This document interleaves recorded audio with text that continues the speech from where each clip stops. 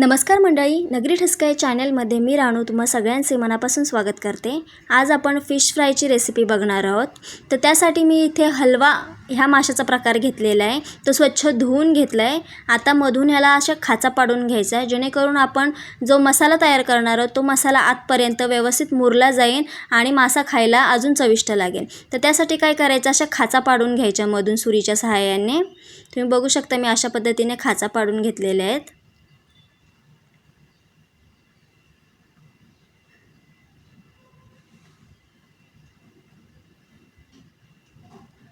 खाचा पाडून झाल्या की मग याच्यामध्ये मी 1 टेबलस्पून आलं लसणाची पेस्ट घालते आहे। त्यानंतर त्याच्यामध्ये पाव चमचा हळद घालायची।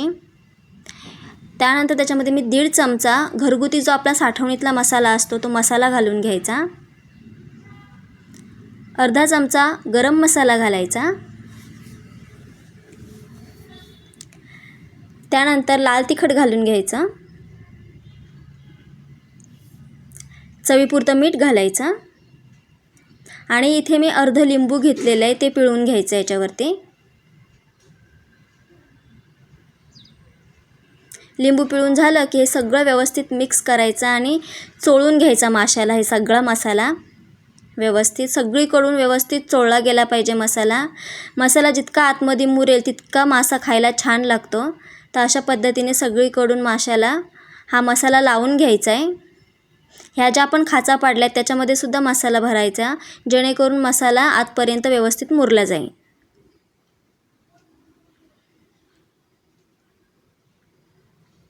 मसाला लावून झालेला आहे माशाला। आता आपण इथे रव्याचं कोटिंग तयार करूया। तर त्यासाठी मी इथे 3 चमचे रवा घेतलेला आहे बारीक। त्याच्यामध्ये 1 चमचा बेसन पीठ घालायचं, पाव चमचा लाल तिखट घालायचं आणि पाव चमचा हळद घालायची। आता हे सगळं व्यवस्थित मिक्स करून घ्यायचं। आणि आता काय करायचं, रवा आणि बेसन पिठाचं माशाला छान असं कोटिंग करून घ्यायचं। सगळीकडून व्यवस्थित रवा लागला पाहिजे अशा पद्धतीने माशाला कोटिंग करून घ्यायचं। त्याने मासा जेव्हा आपण तळतो त्या टायमाला तो खायला अजूनच कुरकुरीत असा लागतो। तुम्ही बघू शकता अशा पद्धतीने सगळीकडून व्यवस्थित कोटिंग करून घ्यायचं आहे। आता काय करायचं, कढईमध्ये मी 2 चमचे तेल गरम करून घेतलं। त्याच्यामध्ये लसूण टाकलेलं आहे ठेचून। आता हा मासा घालायचा तेलामध्ये। एक साधारण 2 ते 3 मिनिटांसाठी असंच ठेवायचा। त्यानंतर हा मासा पलटी करून घ्यायचा। दोन्ही साईडनी छान असा फ्राय होऊन द्यायचा आहे। तुम्ही बघू शकता इकडच्या साईडला सॉफ्ट झालेला आहे आता मासा। आता इकडच्या साईडने आपण फ्राय करून घेऊयात 1-2 मिनिटभर।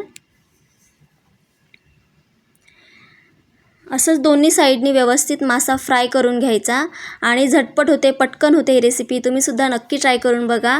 आणि मासा आता फ्राय झालेला आहे, आता आपण सर्व करूया। तर इथे मी ताटामध्ये मासा काढून घेतला आहे। त्याच्यावरून कांदा घालायचा, लिंबाची फोड घालायची आणि बारीक चिरलेली कोथिंबीर घालायची।